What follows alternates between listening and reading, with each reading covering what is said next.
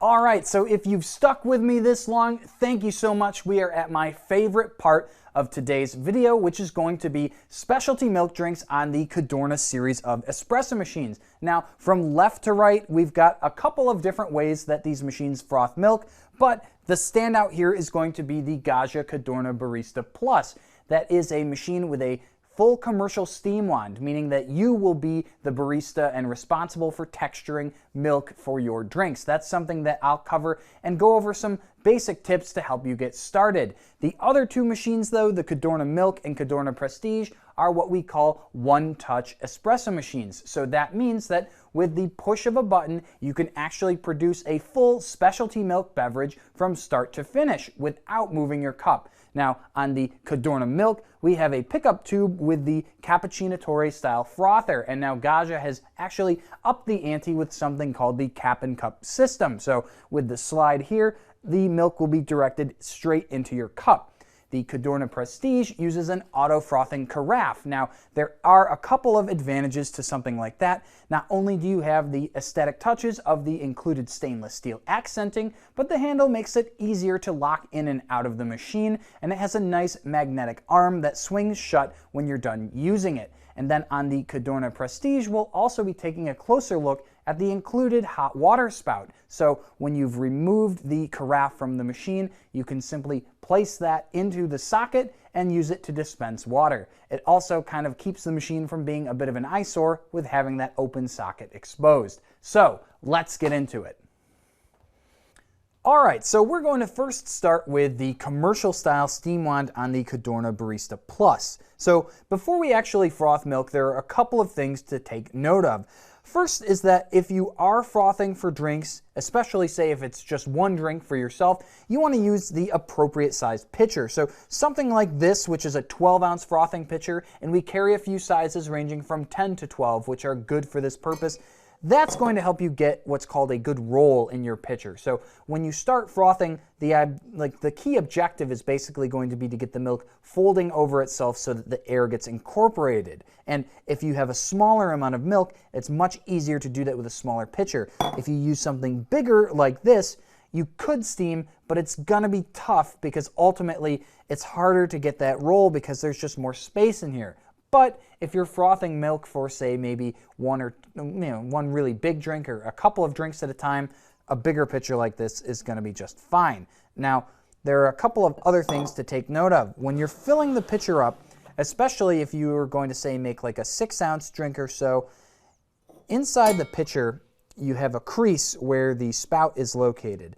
If you get about maybe a fingernail's width of distance between the top of your milk and the bottom of that crease, that should be good. And when you're frothing too, you can sometimes just dump a little bit of milk if you've got too much. So I can show you here, without tipping it too much, that's about how much milk I'm going to froth with for a drink of this size. Now, the first thing that I'll do though is actually before frothing, we'll brew our espresso, because what's going to happen is the boiler will get very, very hot. We'd have to purge some of that water out. So let's make our espresso first, and then we'll froth our milk.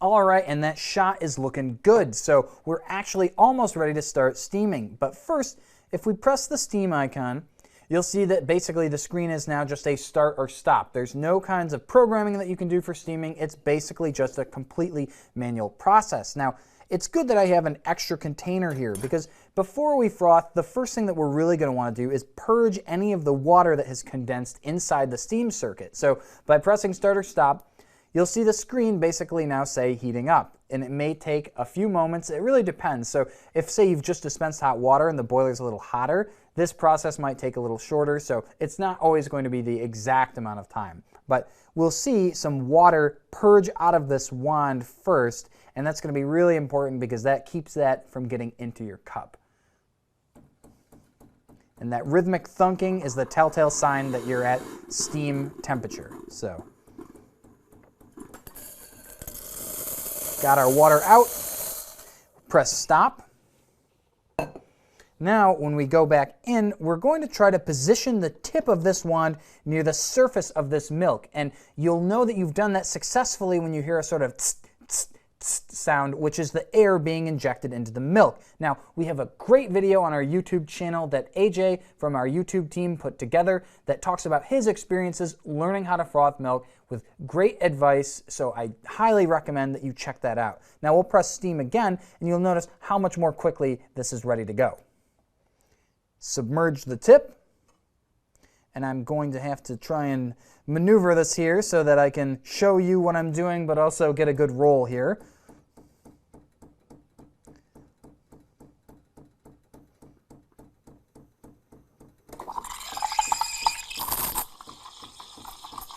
And that tearing sound again is the air being injected into the milk. And so if you lower the pitcher, that means you're lowering the surface of the milk so that you can add more air. This is how you can create the difference, say, in your froth texture between something like a cappuccino, which is very, very foamy, and a latte, which is much more incorporated with more of a smooth, creamy texture. And so you can feel the pitcher getting hot. You typically want your milk to be around 140 degrees.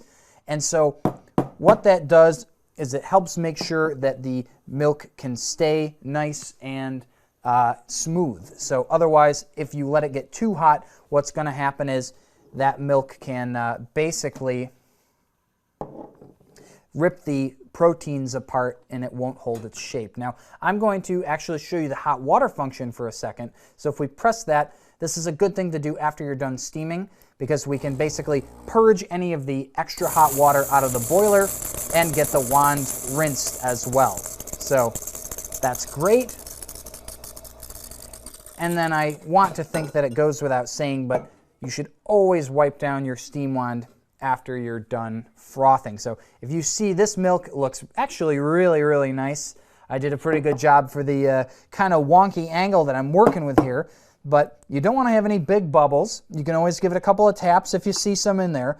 And then basically if you're going to pour a latte, my advice is you sort of want to pour your base, which is basically meaning that we're pouring milk under our crema. And then I'm going to try for a rosetta here, and you're going to bear witness to my onion that we've got. So I have a feeling, though, that the texture and taste on this drink are probably going to be really good. And to be honest with you, with some practice, you should be able to get something much prettier than this after, a couple of tries. So that's frothing on the Cadorna Barista Plus. All right, so now that we've got our manual frothing accomplished, let's take a look at Easy Street. So we've got our Cadorna milk here, which uses the cap and cup frothing system. Now, something I want to show you is actually our cafe au lait today, and it's really cool because Gaggia has actually programmed these drinks to have different orders for the coffee and milk depending on the type of drink that you're making. So say something like a cappuccino versus a flat white is going to change up the order. Now, again, as I mentioned, this is what's called a one-touch drink. So once we get the drink selected, we'll brew at the defaults here for our cafe au lait, that it will simply start frothing automatically. Now, the cap and cup uses this pickup tube here. We've got, like I had mentioned before, a 1/2 liter or 17-ounce carafe. And I'll show you how you can store that in the fridge when we're all done. So let's go right on ahead and start this. Hear the coffee being ground.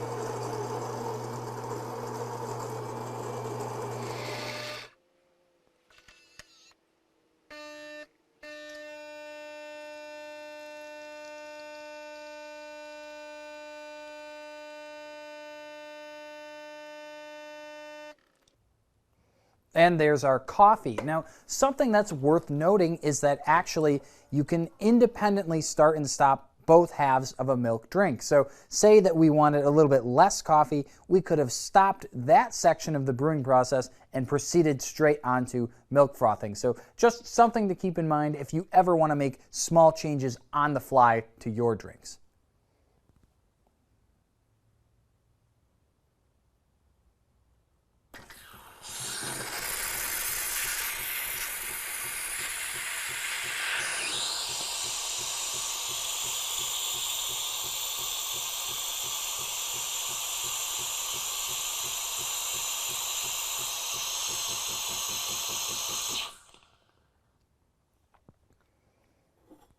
And we have our cascading cafe au lait in one touch. Now, we're being prompted if we want to do a milk quick clean. Basically, put a container under there and press start, and we'll have some water purged through this circuit here to clean out the milk slide.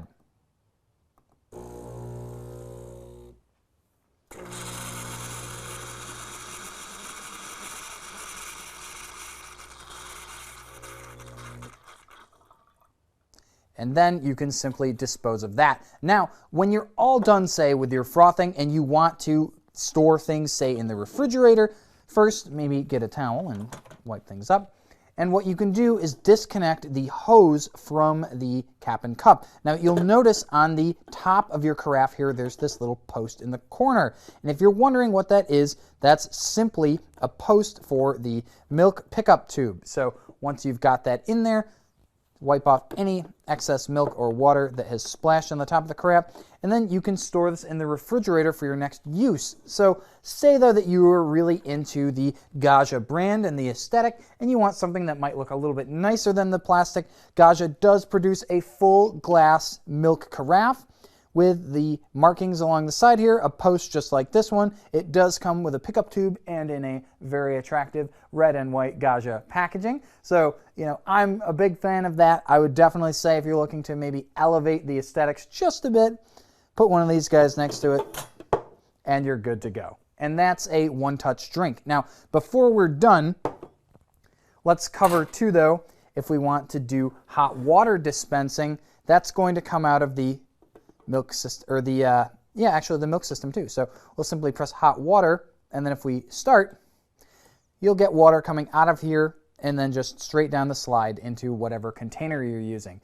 This can be programmed, so similar to what we had seen on the Cadorna Barista Plus, you can program it and then have different profiles for different amounts of water. And if you notice too, you're actually able to dispense this water without the milk carafe hooked in. So you don't need the whole assembly in place in order to use this feature. And then as I mentioned, let's just do stop, and we've got all the water that we want. So for the last of the bunch, we have the Cadorna Prestige. Now, this is the most impressive in terms of its automatic frothing using the fully integrated one-touch carafe. Now, this takes the same general idea as the Cadorna Milk with a carafe full of milk, but the frothing assembly is actually contained within the top of it. So it's a one-piece unit that can be fully inserted and removed from the machine in one go. Now, there are a couple of things to keep note of when you're doing that. First of all, there's a little tab here, an indentation rather, at the bottom of the carafe that lines up with this tab on the machine. So when we're inserting the carafe, we want to make sure that this is fitted in here. The other is that at the end of the arm, there is also this little post that sticks out. You cannot lock in the carafe without the arm extended. So we'll do that, and with the arm in position, we'll simply line up the end here with the little tube that you can see right there, and then looking at the base, make sure that it's fitted in. Now the machine is ready to produce one-touch milk drinks. But before we do that, I also want to show the other accessory for this, which is the water spout. So simply do the same thing where you're lining up and push to lock in. And so basically, if you want to dispense hot water, simply go to, well, hot water. If we push this button, we'll get a little bit of hot water out of the machine. And now it's just nice. It goes straight down in the, spout. Really pretty basic, but if you want to dispense hot water with the machine, you do need to have this fitted in here. But again, because you can remove the entire carafe, store it in the fridge for later, this is something that you can put on the machine just to preserve the aesthetics. So that little sputter is just because the boiler may have some slightly flash boiled water, and then you'll see a more normal stream as just water continues to pump. So we'll press stop with that though. Now, the Cadorna Prestige is actually going to be the most robust in terms of its one-touch menu. Now, compared to the Cadorna Milk, there are some exclusive beverages to this machine that did not get included on the milk. So that's what that Prestige gets you. Starting on page 3 of our menu, we see the Caffè Cortado and the Flat White, the Latte Macchiato XL, and the Cappuccino XL. these 4 drinks are exclusive to the Cadorna Prestige. And you can thank the Cadorna Prestige actually for these extra tall spouts, because you're going to need really tall cups for these XL drinks. That's just a lot of milk. And for our other machines, they benefit from that as well. Now, let's go ahead and make a milk drink. And we're going to do the flat white because the Cadorna Prestige does things a little bit differently, but completely authentically. And of course, I'm coming in at an angle here, so my carafe work is maybe not as solid as yours will be. But we'll go to our flat white, and we can take a look, and if you notice, conspicuously, we are missing our scoop icon. That's because this drink is going to grind and brew the coffee twice. Now, one thing to make note of is that this number here, this 2.7 for instance, that's the total amount of coffee that's going to be dispensed. So it will split that up into 2 cycles. Let's make the math a little simpler for ourselves. So 2.97 will round up to 3. That means we're going to get about 1.5 ounces in each grind and brewed cycle. Go up to high because that's the temperature of my preference, and then we'll get our milk just up to 3 as well, just because I like that rounder number. And we'll go ahead and make our flat white.